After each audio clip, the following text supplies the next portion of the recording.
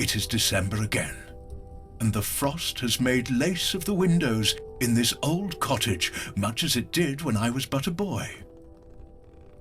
I sit by the hearth, the fire's amber glow drawing shadows on these stone walls, and I am lost in the soothing membrances of Christmases long past. I remember a simpler time, though it hardly seemed simple then. The year was marked by toil, the days by a clock that ticked slowly, and yet, come Christmas, time seemed to rush headlong into the warm embrace of family. Oh, how I waited with bated breath for that time of year. The cottage, then my grandparents' home, was a beacon calling us across the frozen Yorkshire moors. By carriage or train, sometimes even on foot, the family would converge from the far corners of England, and farther still. I recall cousins from France and Belgium, their accents a melody foreign to my ears, yet their laughter so familiar it could have been my own. The anticipation of Christmas morning was a weight I bore gladly, lying awake under heavy woolen blankets in a room shared with too many cousins. The scent of pine hung in the air, mingling with the promise of mince pies and roasted meats wafting from below. My mother, whose cooking on ordinary days was, shall we say, serviceable, transformed into an alchemist in the kitchen. Her meals were feasts fit for kings, though I often wondered why such magic could not be conjured year-round.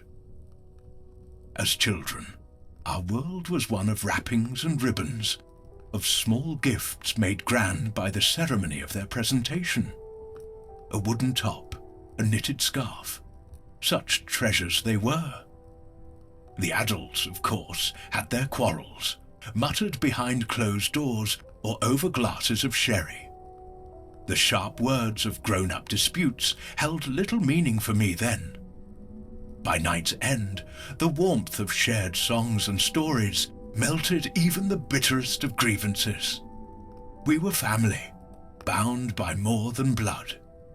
Now, as an old man, I see that those times were not as simple as I once believed.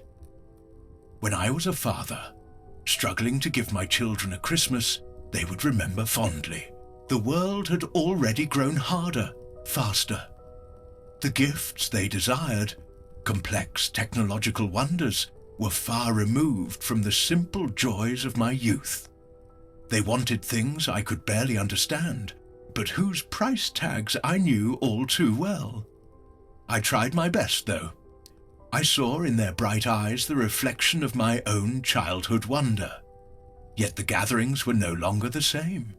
Family arguments had grown sharper, the divides deeper. Politics, the accursed shadow of our age, crept into conversations, poisoning what should have been a time of unity. And still, we gathered. For what else is there in this fleeting life but the bonds we share with those who have known us longest? Now, this cottage is mine. The laughter of children has faded, replaced by the creak of these ancient beams and the whistle of the winter wind. My dear Martha, my companion through so many seasons, left me 2 Christmases ago. Her absence is perhaps most felt at this time of year.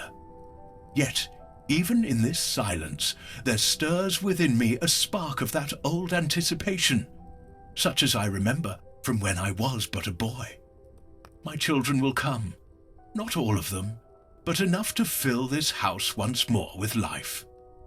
My grandchildren, how they chatter of games and gadgets I cannot begin to comprehend, will roam these halls, their joy a balm for my aging soul.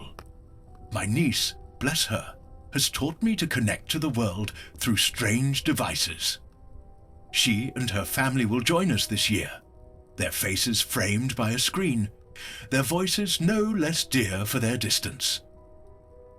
We do not have as long as we think. Life is a cruel and fleeting thing, a series of moments that slip through our fingers even as we try to hold them. But Christmas. Christmas gives us a chance, if only once a year, to reclaim those moments, to gather, to laugh, to share warmth and joy, and to remember that we are never truly alone. And so, I wait, here in this old Yorkshire cottage. The fire burns low, the shadows stretch long, and I am filled with a quiet hope. They are coming. My family, my kin, the blood that binds us across time and space. They are coming, and with them, Christmas, and once more a shared sense of joy and wonder.